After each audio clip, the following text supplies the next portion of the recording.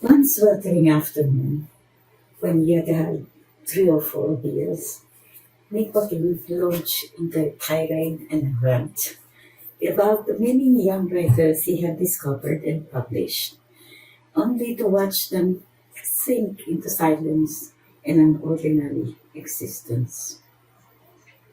He dropped some names, some of them I recognize, and then he gauged me with a look.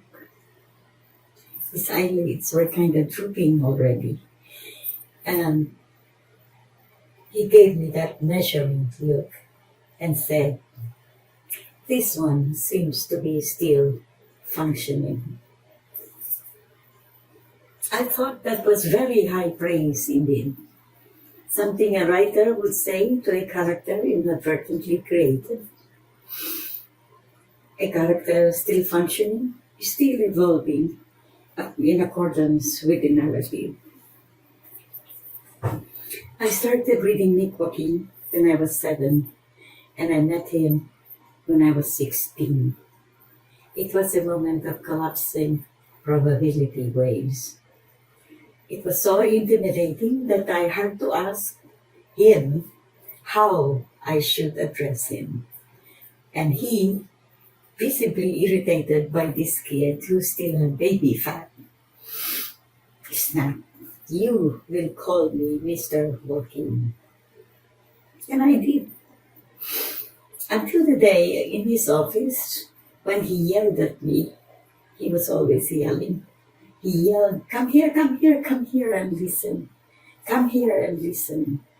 And he burst into song called Porter One. You are a melody from a symphony by Strauss. You are a Bendel bonnet, a Shakespearean sonnet. You are the smile of the Mona Lisa. You are the opera Tosca. You're the top. You're Ninotchka Rosca. I called him Nick. And when I wanted his full attention, I would call him Nicky Nick Nick, as in, "Listen, Nicky Nick Nick." I had said before that without the short stories, the novels, the reportage of Nick Joaquin, rebellion and defiance would not be part of my psyche and of the psyche of many women. He raised women to the mythic level, not empowered by anyone, but a power unto themselves, sensual and spiritual, living in realms and dimensions inaccessible to man, disrespectful of all the restraints imposed upon them by a feudal hierarchical patriarchy. To him, the queen was the most potent focus of psychic energy on earth, and every woman could project that energy and change her environment, change herself, change her relationships. He guided our literary development not by providing advice, but by picking up for publication a story that often drew the most ire from the critics who prefer the standard, the traditional, the usual in literary writing.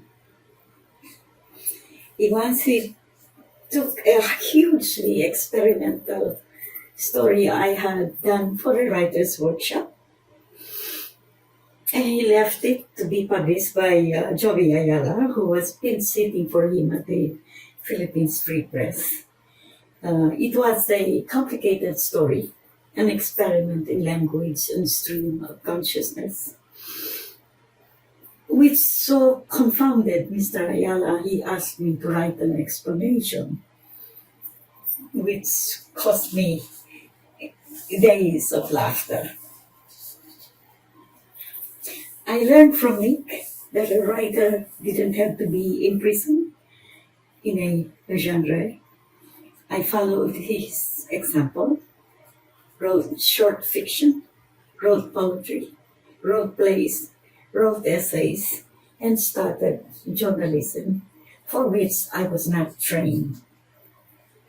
When the first politician I interviewed handed me a bottle of perfume as a gift, my companion Luis said I turned deep red. I called Nick because I didn't know how to handle the situation. His advice was a study in diplomacy and the practical. He said to me, never turn down what comes in a bottle. Then he told me about a politician whom he had to leave quite hastily. The politician that made the family money from furniture. And so they were walking through the display floor of the furniture store.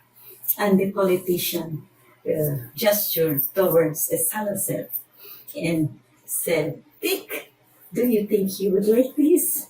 And Nick said, oh no, thank you. I have sofas galore. And then he had to run out of the building. He loved spending time with young writers and often joined us in our ferocity and to his sorrow most of the time. When the Philippine Free Press unionized, I said he should join. And his response was, but I don't want to be just an ordinary member. So they made him president. To his credit, once he accepted the position, he fought with all his might for his people, or for those who have become his people. He remonstrated with me only once, saying, lintak ka, tingnan mo nga ang gulong binili mo sa akin. At the time, he was using whatever company shares he had to pay off the employees' loans so they could live with him because they were all living for a new publication. How potent his impact was on our lives and our craft. A sentence of 8 words, embedded in an introduction to a short story by a writer I had introduced to him, telling him he should get the story from the said writer, who was very good. 8 words, 1 short sentence, sent my entire life careening down a path I had not anticipated.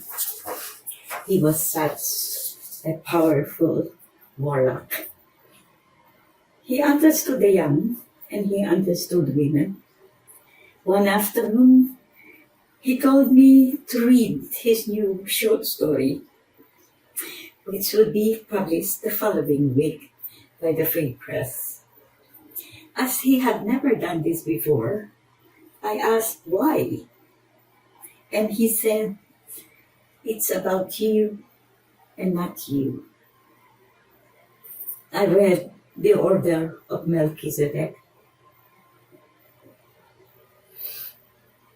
As Orwell wrote, perhaps one did not want to be loved so much as to be understood. One did not want to be loved so much as to be understood. Nick understood and we loved him. Thank you.